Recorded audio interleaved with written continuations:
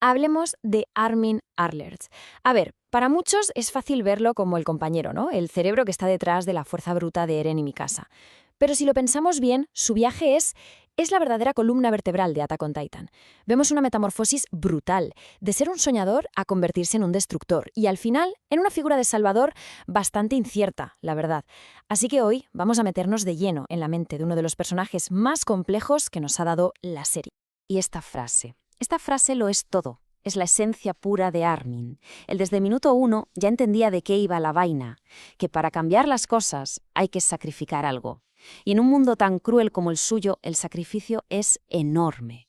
Esta idea no es solo una frase que lo define, no, es que es el motor que impulsa cada una de sus decisiones más importantes. Pues bien, todo empieza con un sueño. Uno de esos sueños que parecen simples, casi de crío, pero que en su mundo era algo radicalmente prohibido. ¿Cuál era? Descubrir el mar, y todo ese mundo inmenso que se escondía más allá de las murallas. Y aquí, ojo, porque hay una diferencia clave en cómo nos lo presentan al principio. En el anime, la verdad, lo vemos casi como una víctima, el típico que necesita que lo salven. Pero el manga, el manga nos enseña a un Armin que aunque le estuvieran pegando, se mantenía firme. Plantaba cara a los matones usando su coco, su intelecto. Ya desde niño quedaba claro que su fuerza no estaba en los puños. Pero que nadie se equivoque, ese idealismo no era para nada una debilidad. Fue, de hecho, la semilla que el propio Armin plantó en Eren. Fue como la gasolina para su furia y ese deseo irrefrenable de libertad que tiene. Su amistad se construyó sobre ese anhelo que compartían. Ese, oye, ¿y qué pasaría si? En un mundo que no paraba de gritarles, esto es lo que hay y punto. Y claro, no pasó mucho tiempo hasta que en el cuerpo de exploración se dieron cuenta de una cosa. El verdadero valor de Armin no estaba en su habilidad para matar titanes, ni de lejos. Su valor residía en su capacidad para ser más listo que ellos, para superarlos con estrategia. Y esto es que es brutal, ilustra su genialidad a la perfección. No fue una corazonada, ¿eh? Fue pura deducción, pura lógica. Se fijó en detallitos que a todos los demás se les pasaron por alto. El equipo de maniobras de Marco, esa coincidencia tan rara de que los tres sospechosos vinieran del mismo pueblo. Fue el primero en verle latrar al enemigo cuando todos los demás solo veían una máscara. Es que pasó una y otra vez. Cuando la fuerza de Eren o la destreza de Mikasa no bastaban, ¿qué pasaba? Que toda la humanidad se giraba para mirar a la mente de Armin. Él era ese factor sorpresa, el as en la manga, que demostraba algo fundamental. Para vencer a un monstruo, a veces no hace falta ser más fuerte, sino simplemente más listo.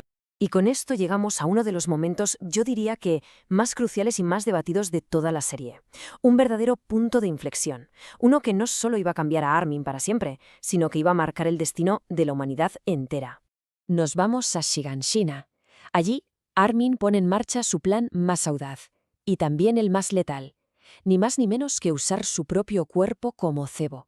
Se deja quemar vivo, calcinarse hasta la muerte solo para que Eren tuviera una oportunidad de dar el golpe final. Fue el sacrificio definitivo, la puesta en práctica de su propia filosofía. Pero claro, su muerte nos deja con una decisión imposible sobre la mesa. Solo hay un suero de titán y hay que elegir. ¿A quién se lo damos? ¿Al comandante que ha guiado a la humanidad hasta ese punto o al joven soñador que, de alguna forma, representa el futuro? Y aquí está el meollo de la cuestión. No hay una respuesta fácil. Vamos a ver. Por un lado tienes a Erwin, el líder más que probado, el demonio que hacía falta para sobrevivir en ese infierno. Perderlo desde el punto de vista estratégico fue una catástrofe. Pero, por otro lado, el arco de Erwin ya estaba, en cierto modo, completo. Su sueño era saber la verdad y ya casi la tocaba con los dedos. Salvar a Armin era apostar por la esperanza, por un futuro que no fuera solo guerra. Al final, la decisión de Libby, que muchos ven como un acto de piedad, lo cambió absolutamente todo. Al final, Armin sobrevivió.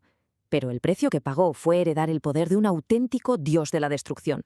Y con ese poder, claro, vino una carga insoportable. Su primera misión como el nuevo titán colosal. Destino, Liberio, en Marley, el corazón del territorio enemigo. Y es aquí donde el chico que soñaba se vio obligado a convertirse en una pesadilla andante. A ver, hablemos un segundo de la escala de esa destrucción.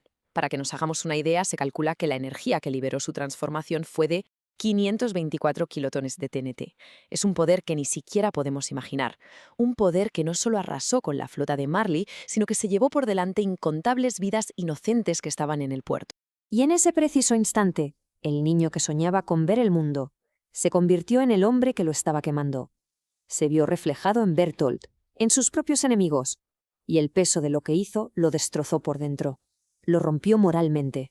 ¿Cómo iba a juzgar a nadie? Si él mismo acababa de cometer el mismo pecado, pero a una escala masiva. Y toda esta carga, todo este peso, lo lleva de cabeza al clímax de la historia, a esa confrontación final con el amigo con el que, irónicamente, compartió aquel primer sueño. Y es justo aquí donde el anime hace un cambio que es clave con respecto al manga. Una pequeña modificación en el diálogo que, para muchísima gente, no solo mejora el final, sino que redefine por completo la conclusión de la relación entre Armin y Eren. El cambio parece sutil, pero es increíblemente potente. A ver, en el manga, esa frase de gracias por convertirte en un asesino de masas dejó a todo el mundo un poco loco. Sonaba casi a que estaba de acuerdo con el genocidio. El anime, sin embargo, lo convierte en una promesa. Armin no está aprobando lo que ha hecho Eren. Está asumiendo una responsabilidad compartida, la de asegurarse de que ese error tan terrible no haya sido para nada. Con este cambio, Armin deja de ser un simple espectador que da las gracias. Se convierte, en cierto modo, en un cómplice moral. Pasa a compartir el peso del pecado de Eren. Y esa es la culminación de su viaje. El soñador que al final entiende que para cambiar el mundo, a veces, tienes que cargar tú con los errores de los demás. Entonces, ¿fue un salvador? Es complicado. Destruyó para poder salvar. Sacrificó su propia inocencia para poder negociar la paz. Su papel es uno de esos que se escapan a cualquier definición simple. Y al final, esa es la gran pregunta que nos deja todo el viaje de Armin. Él, que empezó soñando con un mundo sin muros y terminó teniendo que construir puentes sobre un mar de sangre. Su historia es la tragedia de un buen hombre en un mundo que parece no tener sitio para ellos. Y al mismo tiempo es la esperanza de que, a pesar de todo, a pesar de los monstruos, quizás se pueda encontrar un camino para seguir adelante.